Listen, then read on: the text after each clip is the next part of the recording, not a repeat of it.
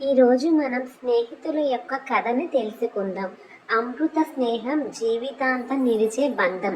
చిన్న పల్లెటూరు, చుట్టూ పచ్చని పొలాలు, ఉదయాన్నే కోళ్లు కూయే శబ్దం, మట్టి వాసనతో నిండిన గాలి. ఆ ఊరికి దగ్గరలో ఉన్న ప్రభుత్వ పాఠశాలలో ఆ ప్రాంతం పిల్లలకి వెలుగుల గుడి. అక్కడ చదువుకునే ఇద్దరు స్నేహితులు, రవి మరియు సురేష్. వీరిద్దరూ ఒకే బెంచ్ మీద కూర్చుని చదువుకునేవారు. రవి చాలా తెలివైనవాడు, కానీ కొంచెం సిగ్గు. సురేష్ మాత్రం చలాకీగా అందరితోనూ మాట్లాడే స్వభావం కలిగినవాడు. ప్రతిరోజు స్కూలుకి ఇద్దరు కలిసి వెళ్ళేవారు. దారిలో ఉన్న పెద్ద వేప చెట్టు దగ్గర కాసేపు ఆగి ఊరంతా కనిపించే కొండపైకి చూసేవారు. మనం కూడా పెద్దవాళ్ళు అయితే ఈ ఊరిని వదిలి వెళ్ళిపోతామా అని ఒకరోజు రవి అడిగాడు. సురేష్ నవ్వుతూ, వెళ్ళిన మన స్నేహం మాత్రం ఇక్కడే ఉంటుంది అని అన్నాడు. ఆ మాటలు ఊరికే కాదు, గుండెల్లో పడిపోయాయి. కాలం గడిచింది. ఇద్దరు 10వ తరగతి పూర్తి చేసి కాలేజీకి వెళ్ళాల్సిన పరిస్థితి వచ్చింది. రవి ఊరి దగ్గరలోనే ఉన్న కళాశాలలో చేరాడు. సురేష్కి మాత్రం పట్నంలో మంచి కాలేజీలో సీటు వచ్చింది. వెళ్ళే రోజు బస్టాప్ దగ్గర ఇద్దరు మౌనంగా నిలబడ్డారు. నన్ను మర్చిపోవద్దు అని అన్నాడు రవి. సురేష్ రవి భుజంపై చెయ్యి వేసి, మన మధ్య దూరం వస్తుంది కానీ మన మనసుల మధ్య కాదు అని అన్నాడు. బస్సు బయలుదేరింది. కళ్ళల్లో నీళ్లు, కానీ హృదయములో ధైర్యం. పట్న జీవితం సురేష్ని కొంచెం మార్చేసింది. కొత్త ఫ్రెండ్స్, కొత్త ఆలోచనలు, కొత్త పరిచయం.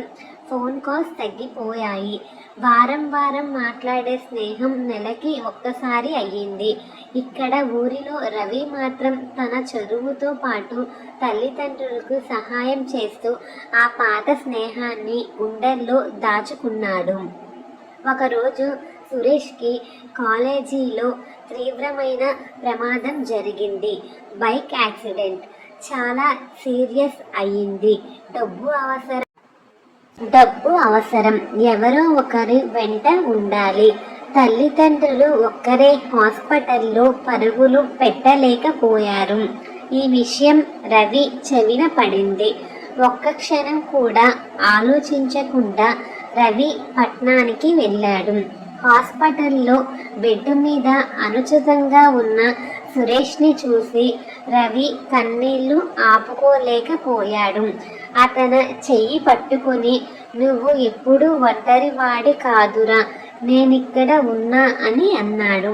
2 రోజుల తర్వాత సురేష్కి చైతన్యం వచ్చింది. కళ్ళు తెరిచిన వెంటనే కనిపించాడు రవి ముఖం. మాటలు రావడం కష్టంగా ఉన్నా, నువ్వేనా అని అన్నాడు మెల్లిగా. రవి నవ్వుతూ, నే స్నేహితునిరా, మర్చిపోయావా అని అన్నాడు.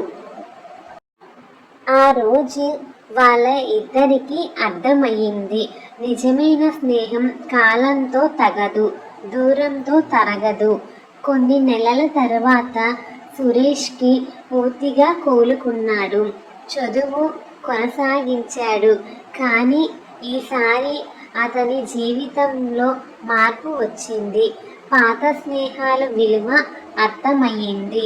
కాలం గడిచింది. ఇద్దరు ఉద్యోగాలలో స్థిరపడ్డారు. రవి ఊరిలోనే టీచర్ అయ్యాడు.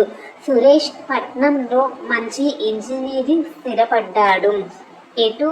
ఏటా ఒకసారి మాత్రం ఇద్దరు తప్పకుండా వేప చెట్టు దగ్గర కలుసుకునేవారు. ఒకసారి అక్కడ కూర్చుని సురేష్ అన్నాడు, ఆ రోజు నువ్వు రాకపోయి ఉంటే నేను బతికేవాడ్నో కాదో తెలియదురా.